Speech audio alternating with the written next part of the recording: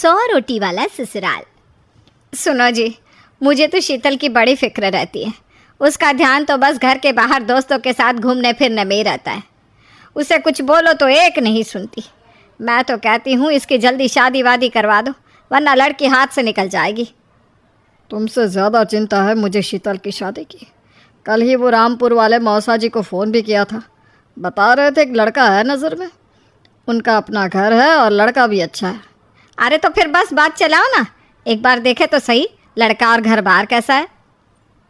कौन से लड़की की बात चल रही है यहाँ? तुम्हारी शादी की बात चल रही है बेटी। अब तुम्हारी शादी की उम्र हो रही है तो लड़का तो देखना पड़ेगा ना। उफ़ो, मुझे अभी नहीं करनी शादी वादी। ये तो मेरे खेलने कूदने के दिन है। बहुत खेल कूद ली तुम, अब घर के काम धाम सीखने की कोशिश करो, समझी? ससुराल जाकर हमारी नाक मत कटवा देना। सब्जी काटनी तो आती नहीं इसको, तो नाक ही कटवाएगी। अरे मैं इसे शादी तक अच्छे से सब सिखा दूंगी। आप तो बस उस लड़के से इसकी शादी के बाद चलवाओ। कुछ दिनों बाद कुणाल और उसकी माँ शीतल को देखने घर आते हैं। कुणाल दिखने में बड़ा ही स्मार्ट होता है, शीतल तो उसे देखती ही रह जाती है। देखो जी, हमारी कोई डिमांड तो है नहीं, बस हम चाहते हैं कि लड़की घरेलू हो, घर के सारे कामकाज संभाल ले।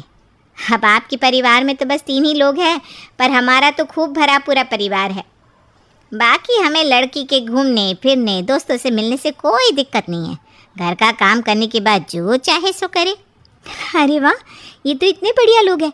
लड़का भी इतना स्मार्ट है और ऊपर से इन्हें मेरे घूमने फिरने से भी कोई दिक्कत नहीं है। हे भगवान, तूने तो बिना मांगे ही मुझे सब दे दिया। बताओ जी, और क्या चाहिए हमें? हमारी तरफ से तो रिश्ता पक्का है जी। बस फिर तो हंसी खुशी शीतल और कुणाल की शादी हो जाती है। शीतल मन ही मन बड़ी खुश होती है और उसी खुशी के साथ वो अपने ससुराल में कदम रखती है। आओ बहू, तुम्हारा अपने ससुराल में स्वागत है। ये मिलो अपने परिवार से। ये तुम्हारे ससुर जी, तुम्हारी ननद सुनीता और गीता, सुनीता के पति राजेश और उनके 2 बच्चे राजू और चिंटू। ये ना हमारे साथ यहीं रहते हैं। ये तुम्हारी दादी सास हैं और बाकी लोग अभी बाहर गए हुए हैं। इतने सारे लोग, ये सब यहीं रहते हैं इस घर में? अरे अभी तो मेरे देवर देवरानी और उनके 3 बच्चे यहाँ नहीं है। उसके मायके में भी शादी थी ना, तो बस वहीं गई है, कल तक आ जाएंगे। हे भगवान, ये घर है या धर्मशाला? ये सब एक साथ इस घर में कैसे रहते हैं? मुझे तो पता ही नहीं था इनका इतना बड़ा परिवार है। अब समझी कि कोई डिमांड क्यों नहीं की इन्होंने। ये सब चाल चले मेरे साथ।